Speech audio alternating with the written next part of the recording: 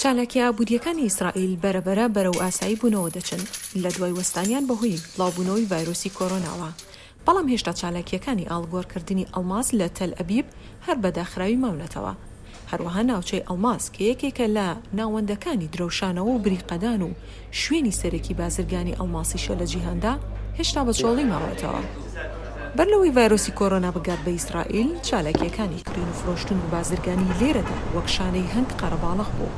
بە سەدان کەس لە سەرانسەری جیهان سەردانی ئەم شوێنانەی دەکرد کە لە دەوری ئەو مێزانەدا کۆ دەبوونەوە و لە نێو ڕووناکیەکی زۆری گڵۆپەکاندا بۆ چەندین خولەک سەرنجیان دەدایە هەر یەک لەم پارچە ئەڵماسانە. سەرۆکی ئاڵگۆڕکردن و بازرگانی ئەڵماس لە ئیسرائیل یۆمان دڤش دەڵێت کەلوپەلێکی زۆر لە نێو بازاڕەکاندا نییە کەوایە ئەگەر داواکاری لەسەر ئەم کەلوپەلانە بگەڕێتەوە ئێمە وای بۆ دەچین نرخەکان وەک خۆیان بمێننەوە هەروەک پێش بڵاوبوونەوەی ڤایرۆسەکە. I can tell you that the current situation they are not. دەتوانم پێت بڵێم کە لە بارودۆخی ئێستا شتومەچێکی زۆر لە بازاڕەکاندا نییە. دوورکەوتنەوە لە تێکەڵاوبوونی کۆمەڵایەتی و قەدەغەکردنی کۆبوونەوەکان وا دەکات دەستپێکردنەوەی چالاکیە بازرگانیەکان ئەستەم بێت. هەروەها بەڕێوەبەری کۆمپانیا پیشسازیەکان بە ئاژانسی هەواڵی ڕۆیتەرزیان ڕاگەیاند کارگەکانی سافکردن و بریسکەدارکردن زۆر جار بەرتەسک لەو شوێنانەی کاری پرۆفیشنەڵیان تێدا دەکرێت شان بەشانی یەکتر کار دەکەن بۆیە ناتواندرێت بە خێرایی بکرێنەوە. دڤش دەشڵێت هیچ کام لە کارگەکان لە هەندستان و ئیسرائیل و بەلجیکا کار ناکەن.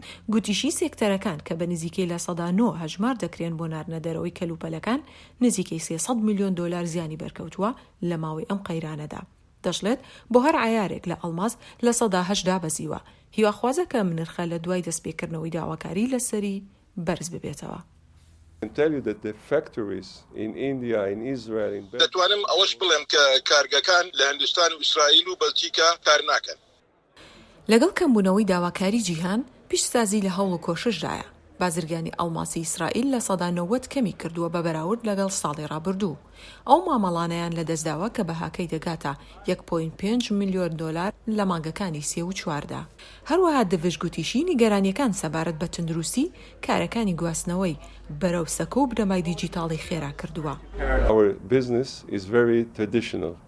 کارەکەی ئێمە زۆر نەریتی و باوە، بەڵام لەلایەکی ترەوە لەم ساڵی دواییە دەبینین سەکۆکانی دیجیتاڵی هەموو ساڵێک لە 120 تا لە 130 بەرەو زیادبوون دەچن و بازاڕەکان بە شێوەی نەریتی و باو کەم دەبنەوە. من وای بۆ دەچم لە دوای ڤایرۆسەکە کڕین و فرۆشتن لە ڕێگەی سەکۆکانی دیجیتاڵەوە زۆر زیاتر دەبێت.